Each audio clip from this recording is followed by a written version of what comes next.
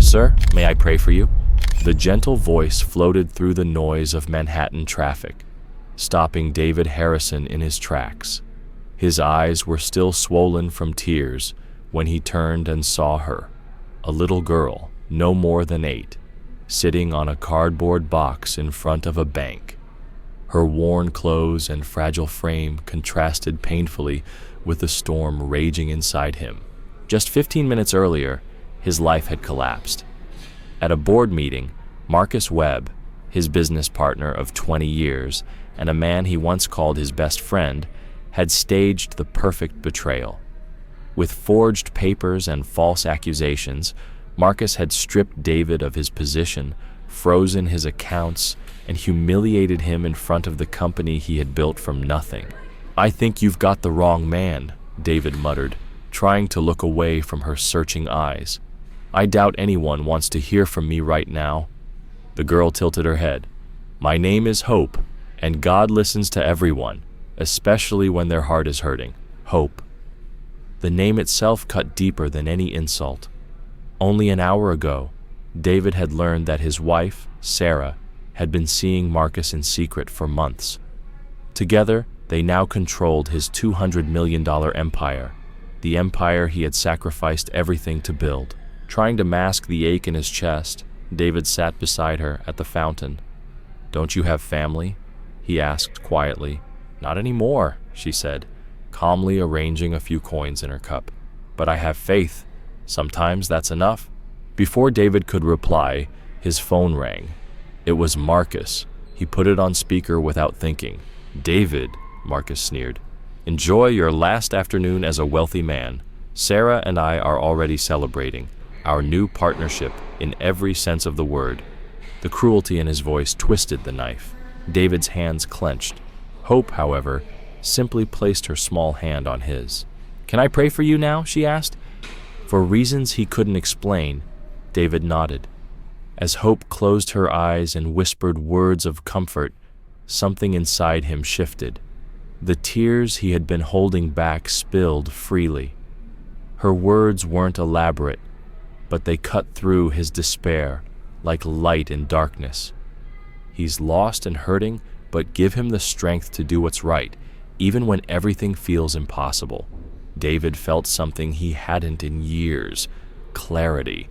Marcus and Sarah thought they had destroyed him, but what they didn't know was that David had once been an FBI financial investigator, an expert in exposing corporate crime, and the flash drive his secretary, Jessica, had slipped to him earlier that day wasn't just evidence of betrayal, it was proof of a global laundering scheme that could bring Marcus down for good. Hope finished her prayer, smiling with the quiet wisdom of someone far beyond her years. At that moment, David knew. He wasn't just a man who had been betrayed. He was about to become the one who exposed a criminal empire. So if you're wondering how a single act of kindness can flip the fate of a broken man, stay with us. David's story is just beginning. Marcus was savoring every moment of David's downfall. "Did you show him our private messages?" David asked, his voice low. Her silence said more than words ever could, but the real knife to his heart wasn't spoken. It was in the trash can. A torn photograph of the day they had adopted Max, their beloved dog who had passed the year before. Sarah had ripped it down the middle, keeping only her side, discarding David as if he had never been part of the memory. While Sarah packed her suitcases without a shred of remorse, David quietly photographed the papers she left on the table: property transfer contracts, old agreements she thought he had forgotten, and, most telling of all, receipts from a private investigator she had secretly hired to track his finances. "You can keep the country house," Sarah said coldly as she zipped up the last suitcase. "Marcus says it's too quiet out there. We prefer the city." That night, in the apartment he knew he was about to lose, David unlocked a safe he hadn't opened in 15 years. Inside were his FBI credentials, awards, and one thing he had never given up: his private investigator's license. For a decade, David had been one of the Bureau's most effective agents. specializing in financial crimes and dismantling laundering networks. He had walked away to build a life with Sarah, but the instincts had never left him. And now, looking again at the files Jessica had left him, those instincts screamed the truth. The so-called investments Marcus had been pushing weren't investments at all. They were part of a laundering operation connected to powerful criminal groups. Marcus had used David's company as the perfect front, and now he was eliminating the only man who could expose him. But Marcus had miscalculated. He had forgotten exactly who David Harrison was. The next morning, David returned to the square.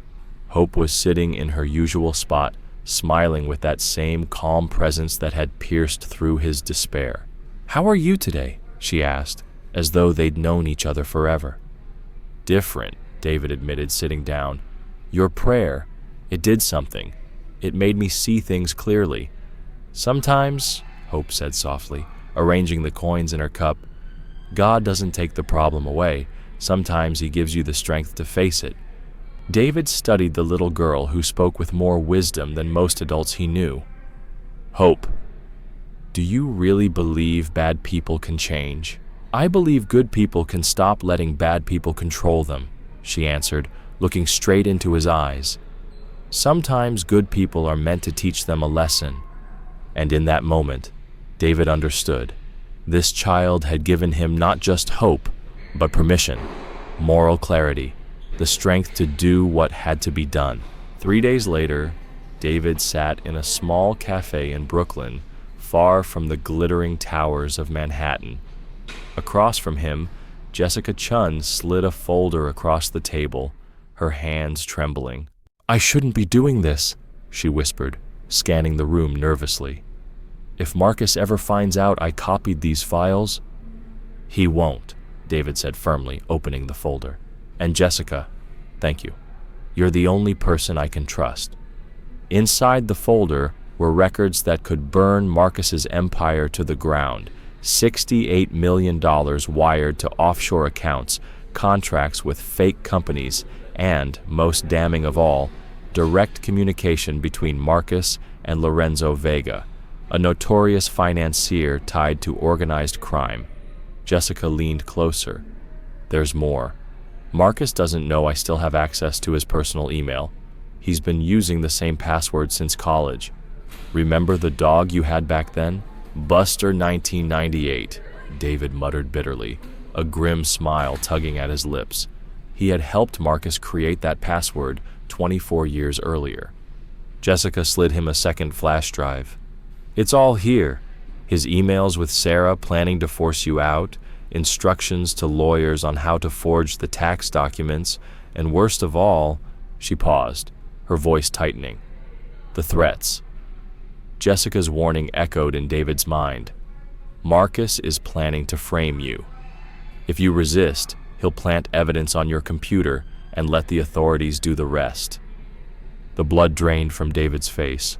Marcus wasn't satisfied with stealing his company and his wife.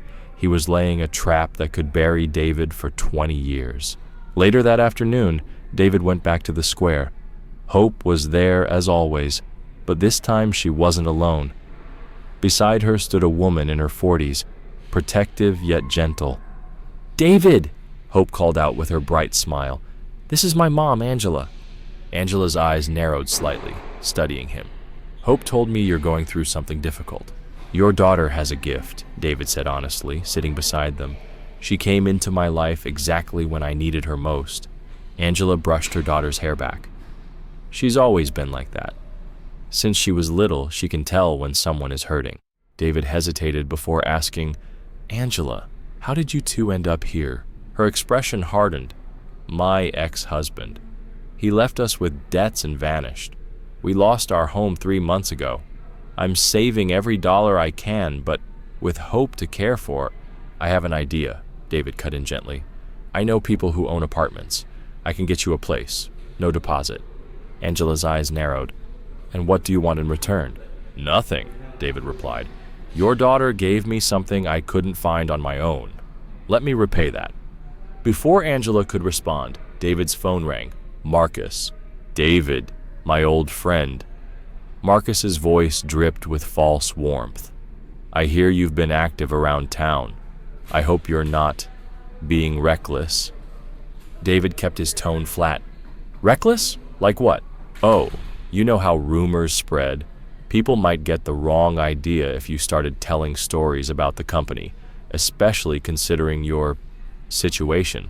The threat was obvious. David replied calmly, "Marcus, you've known me for 24 years. Have you ever seen me act recklessly? Never, which is why I trust you'll be sensible. Oh, and Sarah sends her regards. She's very happy with our new arrangement." When the call ended, Hope touched David's arm. "He's afraid." David blinked. "How do you know that?" "People who do wrong always get scared when the truth is close. That's why they make threats." Angela looked at her daughter with pride. "She's right. I've seen it too many times." That night, David turned his old home office into a war room.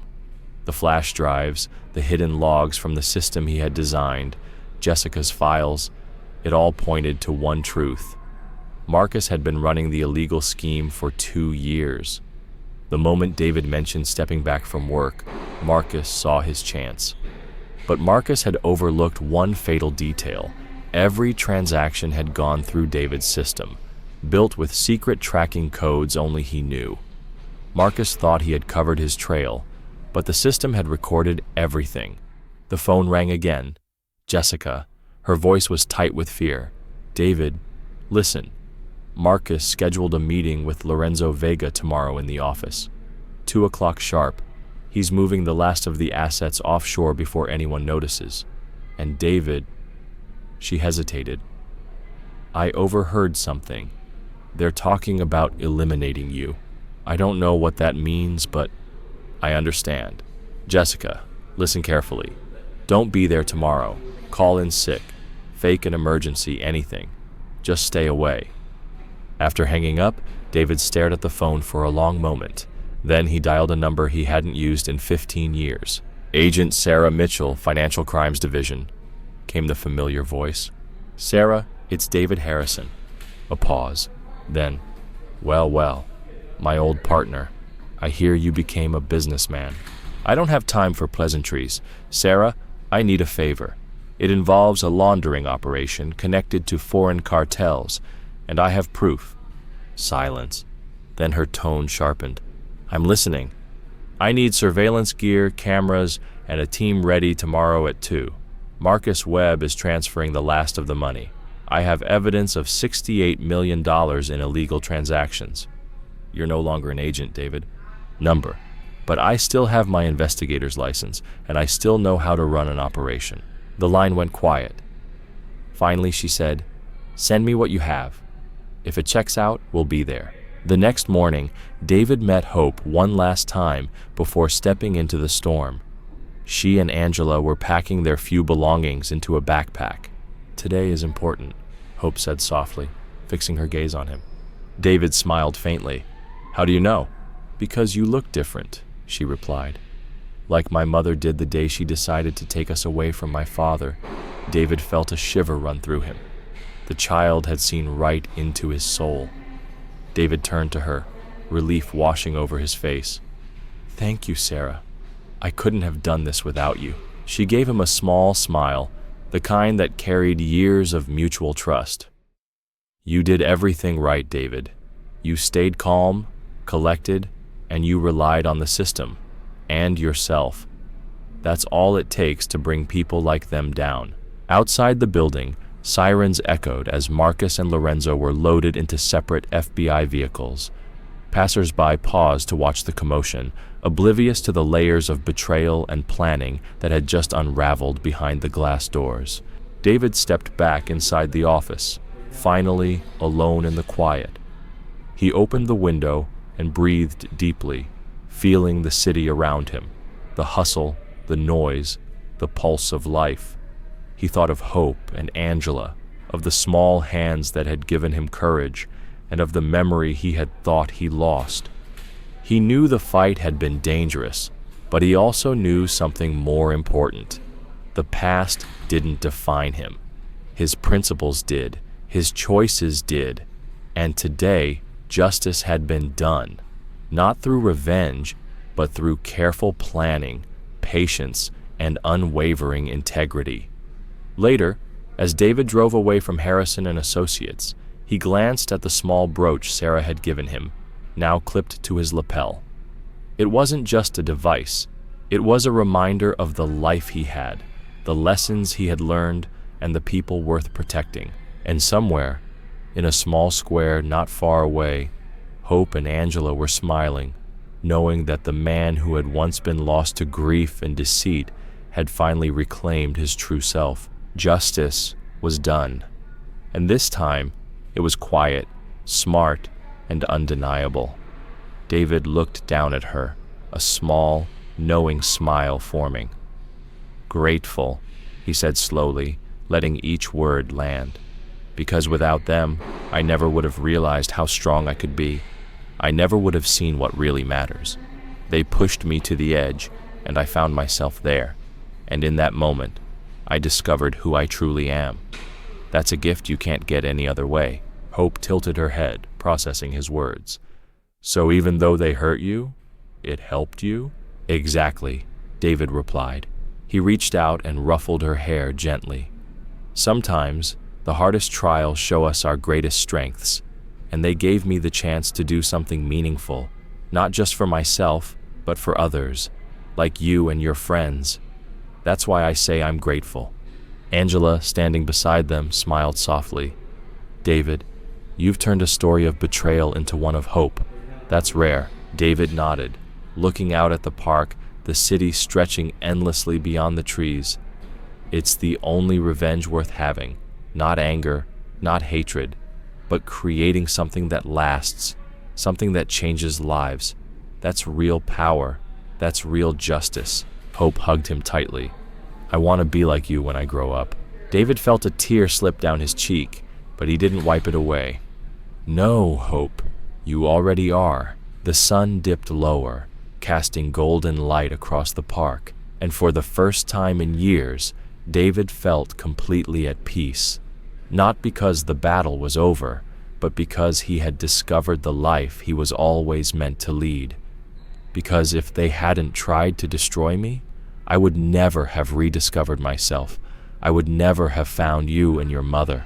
I would never have created our foundation. Hope nodded, her small face serious.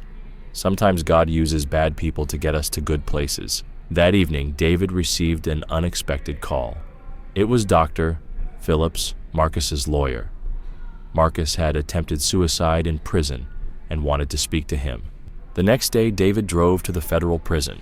Marcus was unrecognizable, thin, pale, the arrogance completely gone. "David," Marcus whispered through the glass, "I've destroyed everything, my career, my reputation, 24 years of friendship. You made your choices, Marcus." "I know," David replied calmly, "but I want you to know that I forgive you, not for your crimes, that's for the law to decide, but for our broken friendship." Marcus began to cry. "How can you forgive me?" "Because an 8-year-old girl taught me that holding on to anger is like holding on to poison," David said softly. "And because the best revenge isn't destroying those who hurt you, it's building something greater than they could ever imagine." A year later, David stood on stage at Lincoln Center, addressing the first graduating class of the Hope Foundation. In the front row, Hope and Angela beamed at him, along with hundreds of families whose lives had been transformed. "2 years ago," David said into the microphone, "I thought I had lost everything. Today, I realized it was in that moment of apparent defeat that I found my true purpose. The true measure of success isn't how much money we accumulate. It's how many lives we touch positively. And the best revenge against those who try to destroy us is to become the people they could never be." Hope waved to him from the audience, her smile lighting up the entire theater. When David stepped off the stage, she ran up and hugged him tightly. "I'm proud of you," she said. "I'm proud of us too," David replied, smiling, "of everything we've built together." David Harrison became one of the most respected corporate investigators in the country. Marcus serves his sentence in silence, exhausted of legal remedies. Sarah now works as a waitress in New Jersey, abandoned by her high society friends. David's sweetest revenge wasn't destroying his enemies. It was proving that dignity, integrity, and compassion always triumph over greed and cruelty. And it all started with a simple prayer from a little girl who believed in second chances. If this story touched your heart, subscribe to the channel for more tales where justice comes in unexpected ways, and true strength lies in turning our worst defeats into our greatest victories.